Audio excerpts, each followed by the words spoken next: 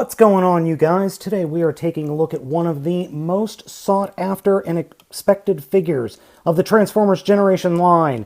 Today we are taking a look at Deluxe Class Transformers Generations Waspinator.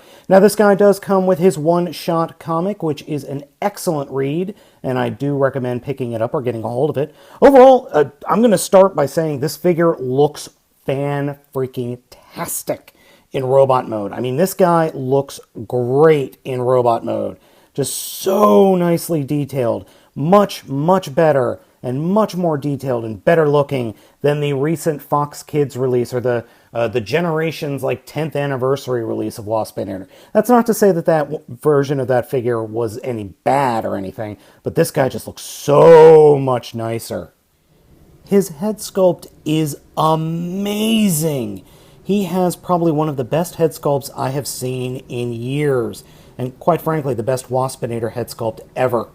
The rear of the figure's head is completely translucent plastic, except for a giant screw, as you can see, so he's got incredible amounts of light piping. I've tried to get some decent shots with him and light piping, but it doesn't really work all that well because, well, I suck at it, and the way my lights are, it's not going to work. But needless to say, this is a fantastic head sculpt, as I said. And he has teeth. He has molded teeth right inside of his mandibles. They are really hard to see, but they're there. Just amazing. The only complaint is this little bit of chipped paint here on the top of his antenna. That's my only complaint, but I think I can fix that with some paint. As you can see, Waspinator is on the same size scale as the other Generations toys. Waspinator is highly posable. Head is on a ball joint. Shoulders, ball joint. Elbow, ball joint. Wrists, rotate. Hips, ball joint. Hinge at the knee. Some movement at the feet, not a whole lot. Wings, ball jointed. And they have their own flapping gimmick. So you move one up and the other one goes. Or you could just push the button. Flappity, flappity, flappity, flappity. Though with my figure there is a small problem, and that are the ball joints in the hips, which also have swivels. Incredibly loose on both sides. And this figure, being slightly top heavy, does have a tendency to bend forward and twist about. So, I mean, there's a lot of play here. Too much play, in all honesty, but I don't care. The figure just looks that good. I mean, look at that. Waspinator. He has plans! Starting the transformation, we'll take a look at his weapon first. Nice representation of his butt weapon from the show. All you have to do for that is fold it up like that and come around to his end and just peg it into place. And then the stinger sticks out like that. Then for the transformation, what we're going to do is take the chest and pull the entire chest up and straighten it out and kind of get his head wedged up like this. So we just want to bring it up about like that. Once we flip the chest up, turn the figure around and then just kind of pull it back so you can flip the robot head up into the body of the bug mode, and then bring the heads or the head pieces together and snap them together.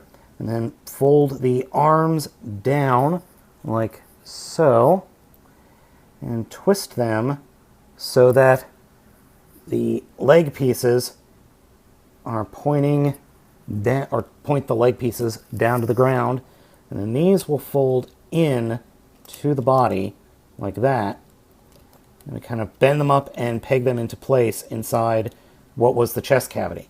So turn them, twist them in, and then bend them to peg into place like that.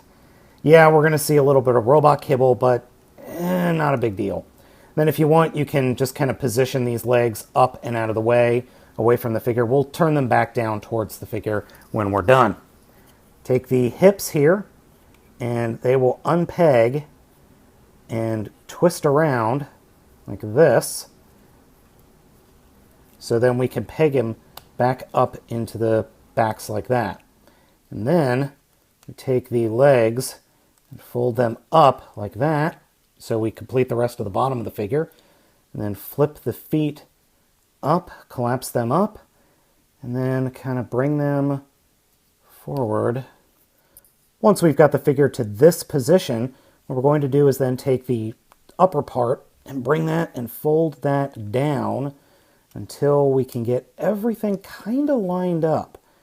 Now you notice under the bug head there are tabs. Well, those tabs go right into these holes on the bottom of the feet. Just getting them up and in there is a little tricky. Sorry, I did that off camera. Little tricky. So you just kind of have to play with it and fiddle with it and then reconnect everything that has popped out of place.